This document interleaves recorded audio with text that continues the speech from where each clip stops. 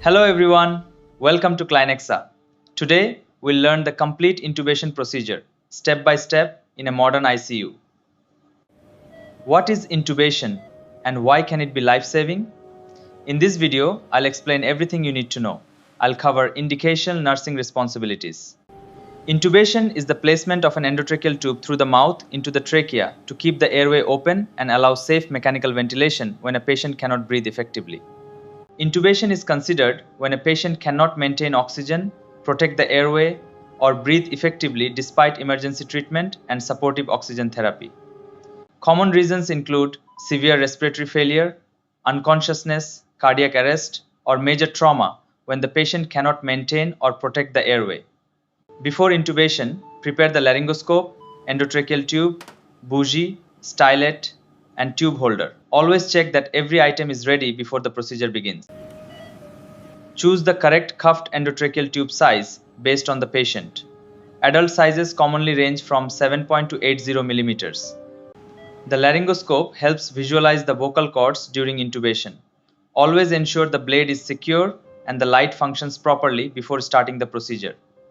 A bougie guides the tube during a difficult airway, while a stylet shapes the endotracheal tube for easier insertion. Both are valuable airway assistance devices. Always check that suction is working before intubation. It helps clear blood, vomit, or secretions, improving airway visibility and reducing aspiration risk. Before intubation, pre-oxygenation helps increase the body's oxygen reserve.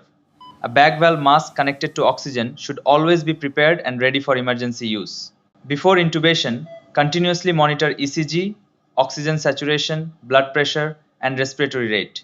These vital signs help detect patient deterioration early. Before intubation, prepare analgesics, sedatives, and neuromuscular blockers according to your hospital protocol.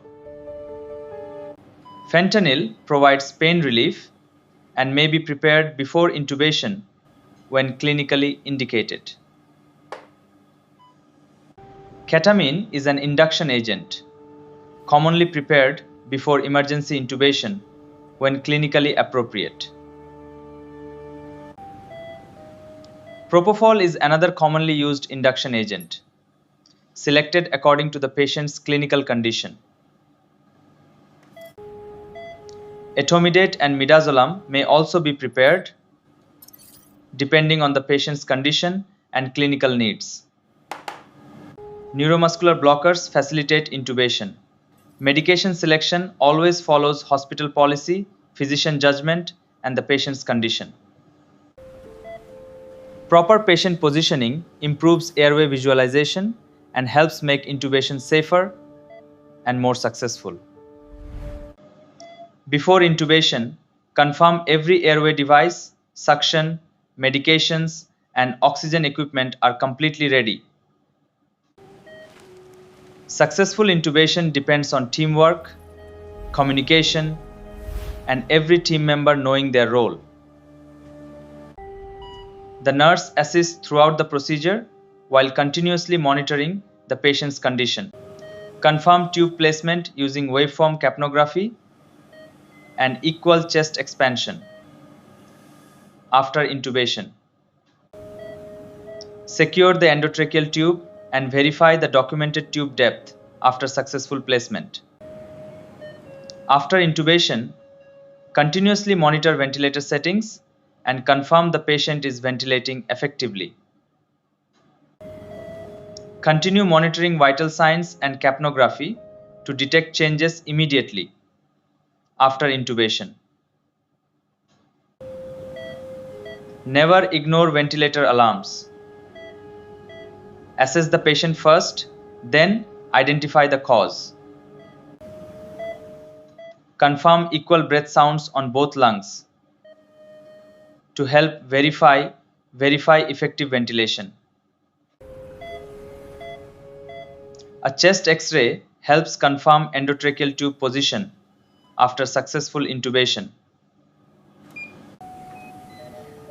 Regular cuff pressure checks help prevent air leaks and reduce tracheal injury risk.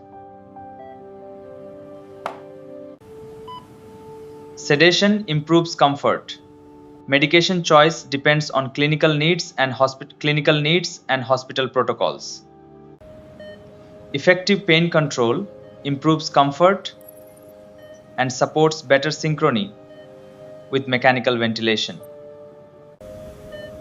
Recognize complications early. Continuous assessment helps protect patient safety. Consistent nursing assessment helps maintain a safe and stable airway after intubation. Simple preventive measures help reduce ventilator-associated pneumonia and improve patient outcomes.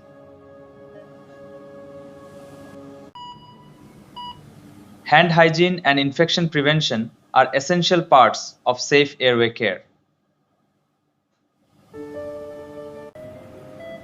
Good airway care combines safe practice, teamwork, and continuous patient monitoring every day.